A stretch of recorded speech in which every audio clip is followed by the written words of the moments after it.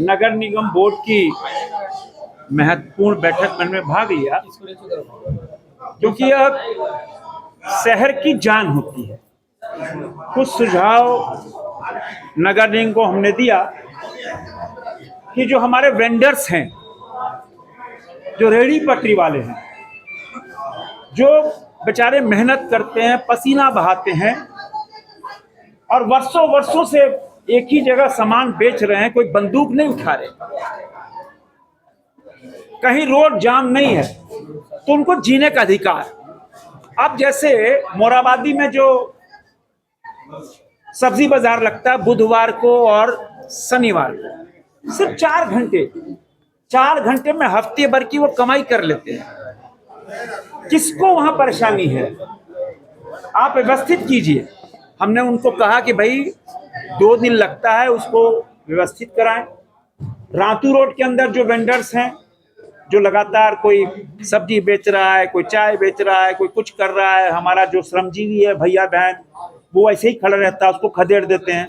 तो आज सुबह ही मैं इनके निदान के लिए मैं पंडरा गया।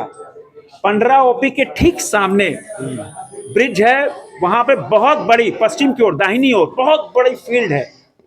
हमने बोर्ड में रखा कि उस फील्ड को व्यवस्थित कर, पेवर्स ब्लॉक बिछाकर 15 दिन के अंदर तैयार कर दीजिए।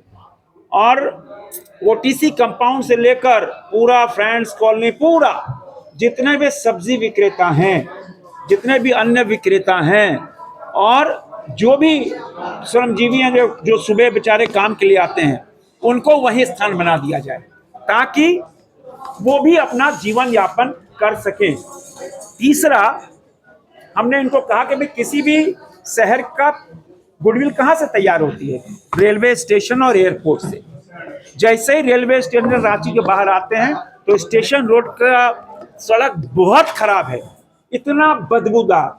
हमने कहा उसको तुरंत ही व्यवस्थित किया जाए। चौथा, एक हमने अपनी तरफ से कहा कि देश के कई राज्यों में, इंदौर में, सूरत में, अन्य जगहों पर जहाँ चौराहे पे, जहाँ लाल बत्ती पे खड़े होते हैं स्कूटर वाले, मोटरसाइकिल वाले, तो धूप लगती है तो बगल बगल से निकलने की कोशिश करते हैं।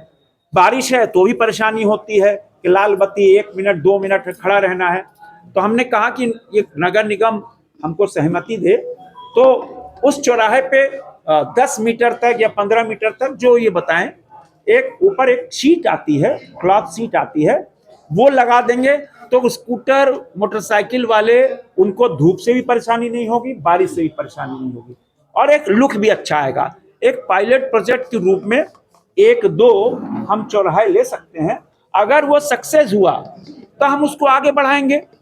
पांचवा, हमने इनको सुझाव दिया कि अभी हम अपने सीएसआर फंड से हम लेके आ रहे हैं, सभी वार्डों में हम ओपन जिम बना रहे हैं। और छठा, हमने इनको सुझाव दिया कि भाई एक रघुवर जी की सरकार थी, उस समय देखो, उस शहर जिंदा रहना चाहिए, शहर को लाश नहीं बनना चाहिए। रविवार को सुबह 6 बजे से 8 बजे तक, आप लोग सब गवाह हो, साइक्लोथॉन होता था, संडे साइक्लोथॉन। उसमें पूरे लोग, रांची से लोग आते थे, बच्चे आते थे, स्केटिंग करते थे, कोई कबड्डी खेल रहा है, कोई योगा कर रहा है, एक सेलिब्रेशन होता था। राहगिरी डे, यस, राहगिरी डे, राहगिरी डे तो जिंदा रहता था।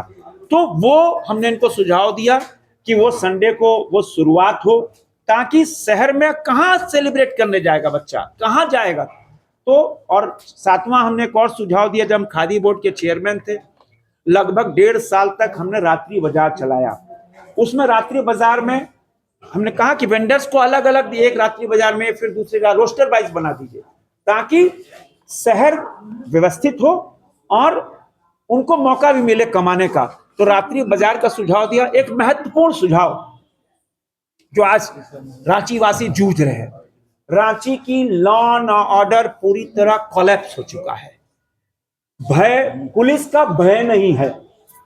अभी पिछले हफ्ते इटकी रोड में, जहां फ्लाईओवर उतरता है, 11:15 बजे 20 मिनट के अंदर पूरा घर काट कर लूट के ले गए। अखिलेश पांडे के यहाँ लक्ष्मी नगर रोजाना चोरी डकैती हत्या हो रही है। माने पुलिसिंग का भय नहीं है। भय इसलिए नहीं कि कहीं पुलिसिंग दिखती नहीं। राज्य सरकार कितनी गाड़ियां दे दे।